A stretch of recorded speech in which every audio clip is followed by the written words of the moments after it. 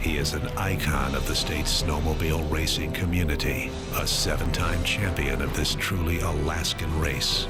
This is Inside the Iron Dog with Scott Davis, presented by Ski-Doo Snowmobiles. What matters is what's next.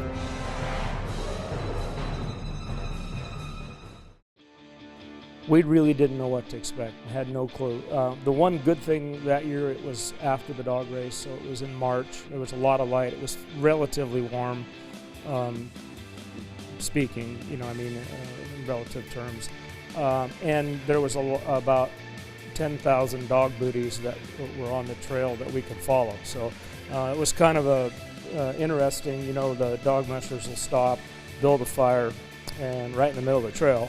And, as more mushers come along, they'll stop and make that fire bigger. Well, you come along on a snow machine and there's a 10-foot hole melted all the way down to the dirt, and you hit it, because you're not expecting that kind of stuff. So there was interesting things the first year that we never had to endure after that, because we always ran before the dogs. I think in the early years, the most important trait was tenacity. I think the never give up attitude. You're 4 hours down, you're 8 hours down, but if you talk to John or any of those guys that raced a lot in the early years, that's what they'll tell you, is that we won because we didn't give up, or we got second because we didn't give up and made up 4 hours because everybody else ran into a snowstorm.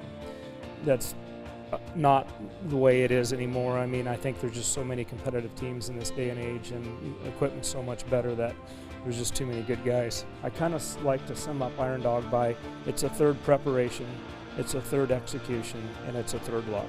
In interior Alaska, there's no help. There was no sat phones, there was no cell phones, there was no help, and I don't even know in the early years if another racer could help a racer unless it was life or death. So you really had to learn how to be proficient, with your gear, your clothing, your tools, parts, and those kind of things.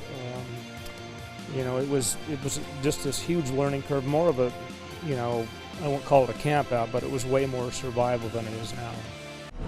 Stay up to date on the 2016 Iron Dog with the team of Channel 2 News and KTUU.com. Inside the Iron Dog, brought to you by Ski-Doo Snowmobiles. What matters is what's next.